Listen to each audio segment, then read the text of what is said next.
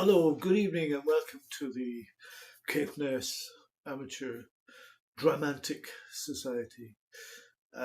I'm going to do this evening a tasting of two whiskies from Glen Moray.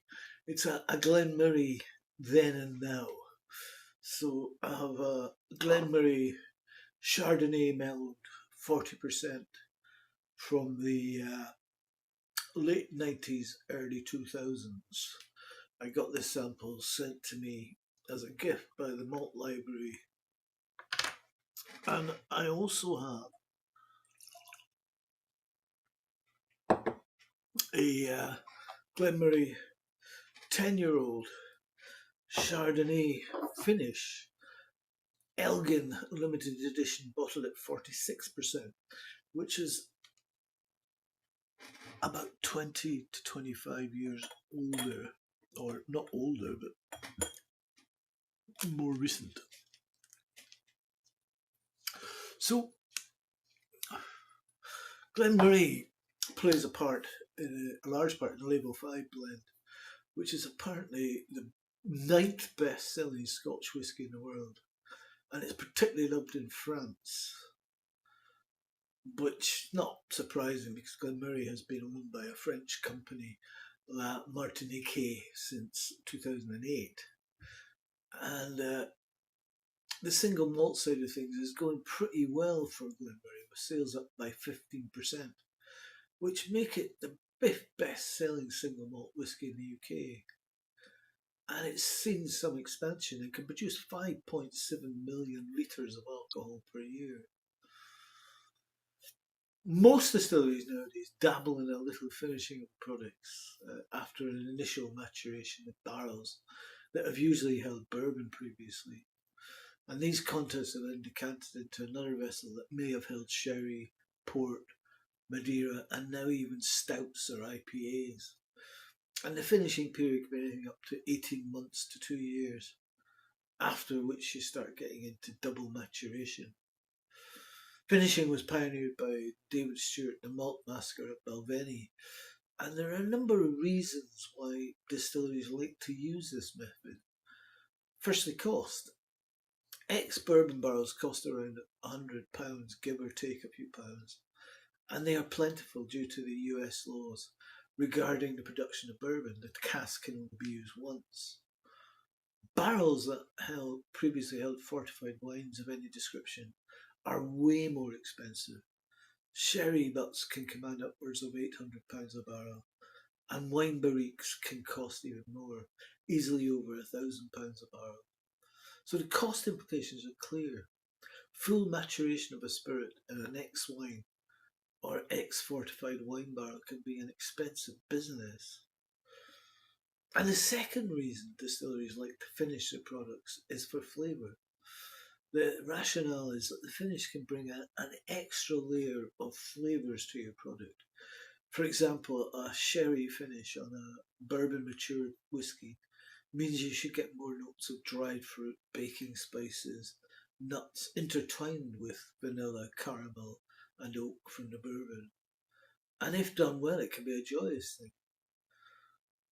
The more cynical of us may choose to, it can also be used to try to mask substandard spirit cuts and poor cask selection. So we've got two whiskies here. We've got, first of all, a Glen Moray Mellowed in Chardonnay, which is a rare bottle from the early days of Glen Moray's experimentation with white wine casks. While later releases like the 10-year-old Chardonnay cask finish are more widely known, this 1980s version offers a glimpse into the distillery's pioneering spirit. Likely one of the earliest Scotch whiskies to be mellowed in Chardonnay barrels. And back then, this was an unusual bottling. Nowadays, these wine finishes are much more common. And so is the non-age statement on this. It was said that it's said to be whiskey matured for around 8 years in bourbon casks, and then enhanced for 2 months in Chardonnay white wine casks. And then, beside that, we have a Glen Moray 10-year-old Chardonnay finish, an Elgin limited edition at 46%.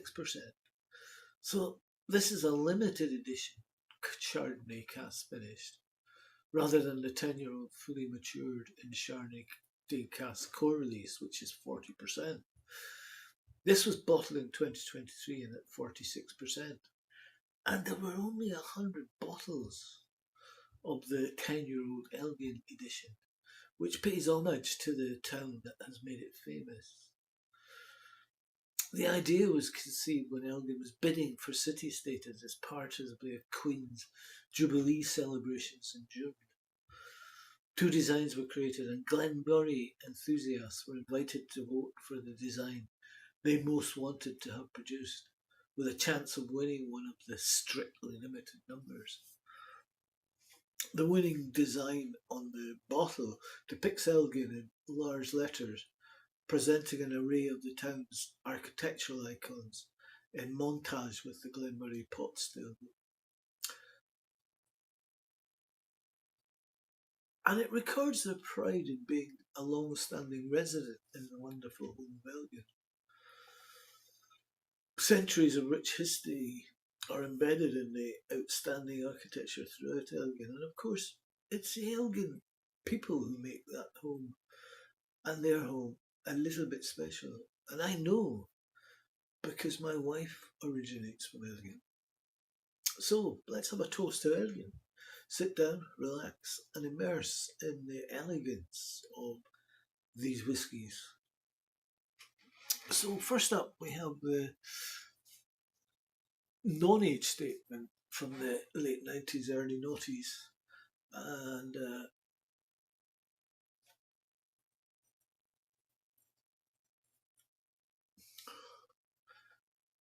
quite thin tiers. And I can compare the colours here. The very, very paint. This is the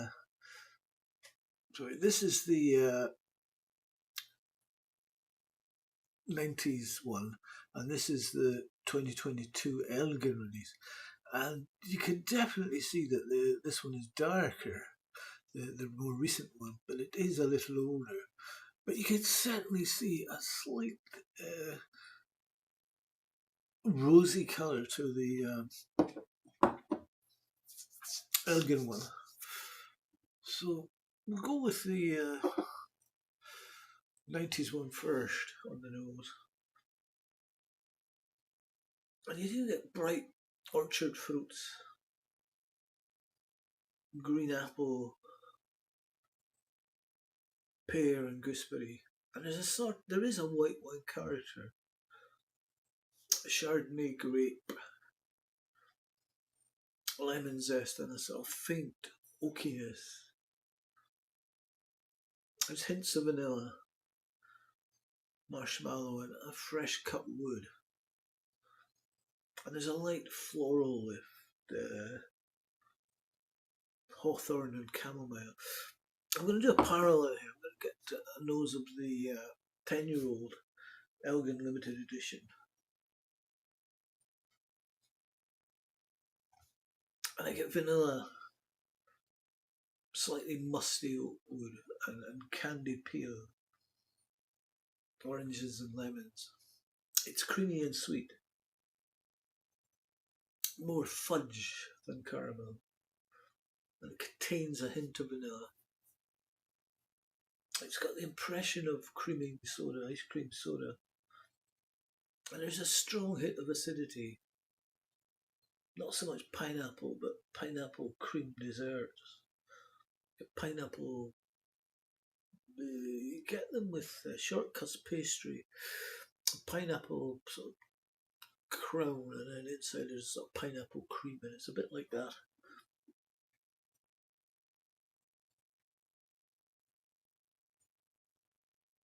I mean, for me, the Elgin limited edition is the better nose. We'll try them out.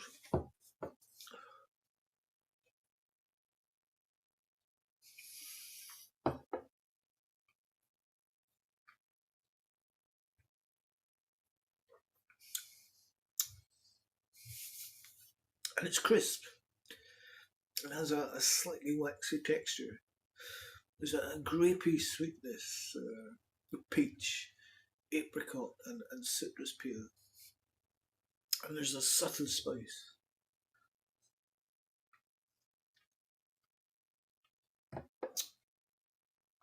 White pepper and nutmeg.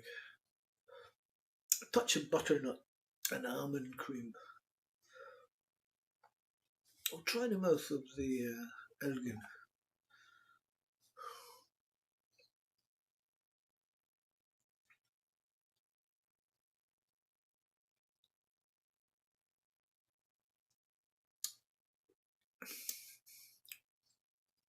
Vanilla, and you do get this slightly musty oak wood and candied peel, orange and lemons.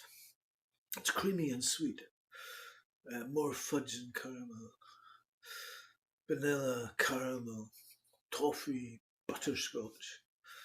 And there's a light white pepper spice developing when you hold it in the mouth.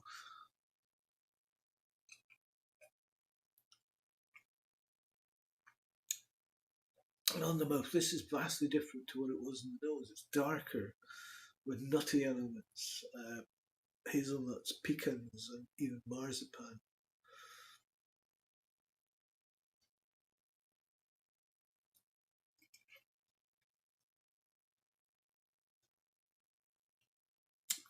And you get more when you swirl it around the mouth. Notes of honey and a certain degree of woodiness. Again, I think I prefer the Elgin on the mouth.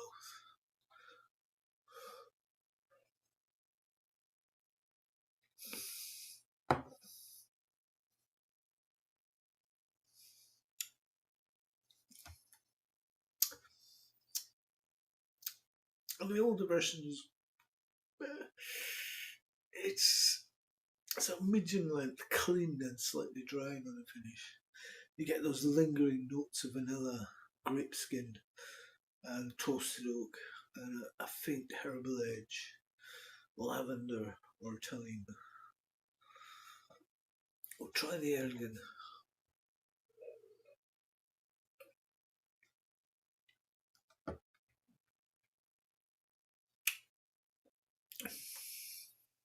It's long and vaporous, the finish.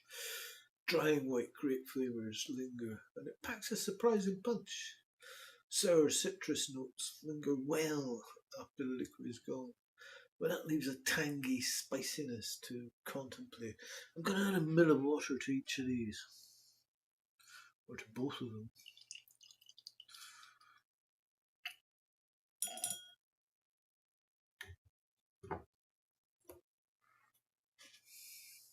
So this is the 80s, late 80s, early 90s version.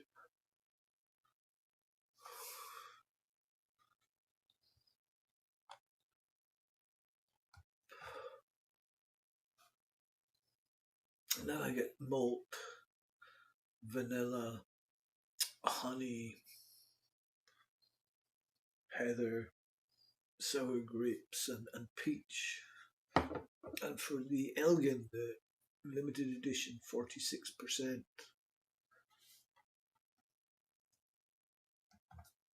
It's very fresh up front. And there's a lot going on, which it's got a very little boozy sting to it. There's almonds in there, and a sugary sweetness, which makes it smell like a tasty marzipan. A punch is probably overstating it. So there's a delicate things at play here. White grapes, green apples, and a sort of toffee sweetness. And the alcohol leaves just a little trace there. Try the mouth of the 80s version.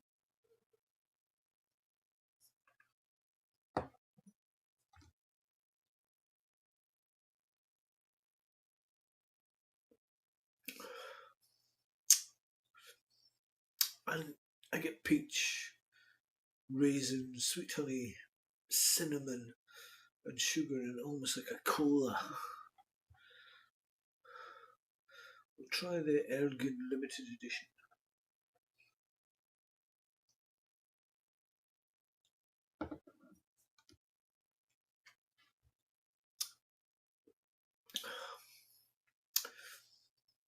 the light fruity sweetness continues and develops more within the mouth. It's like toffee apples and white grapes, frozen white grapes. It's very light and has a lemony citrus zest and freshness to it. There's a nice malty cereal body behind that freshness too, showing the original New Makes origins. We'll go for the finish now. This is the 80s version.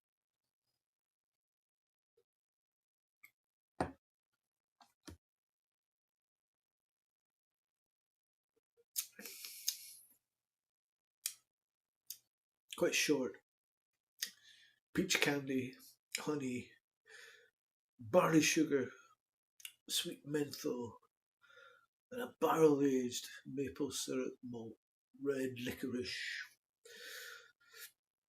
You know, the late 80s version is a light, fruity Speyside single malt with a bit of complexity added by the wine cask, Mellowed.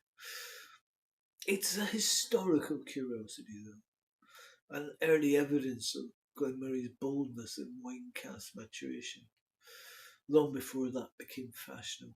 But I wouldn't have bought another bottle of this back in the day if I tried it. Let's go for the Elgin edition.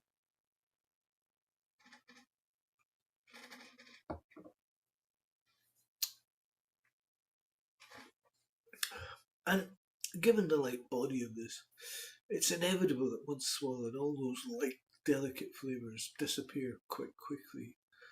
But the whisky does leave behind a little zesty tingle and a tiny bit of oaky spice. And I'm rather taken with the Elgin, the limited edition. It's slightly drying but sweet qualities. Rather like the Chardonnay from whose cask it was finished. And it would make a delightful summer whisky or a cereal drammer, as you would go back to this again and again. And Glen Moray has long held a reputation for providing reasonable whisky at a more than reasonable price. And this special release, the limited edition, is no exception. And while it's easy to drink, it comes with the added bonus of containing many intriguing flavours to muse over. Very sweet and malty. The Chardonnay cask is definitely doing something here. I think the 10-year-old Chardonnay cask finished special limited edition Elgin release of this is quite an experience. The older version is subtler, younger tasting, and less unique. So I think on this occasion, I think I'm going to say that Glen Moray now is better than Glen Moray was then.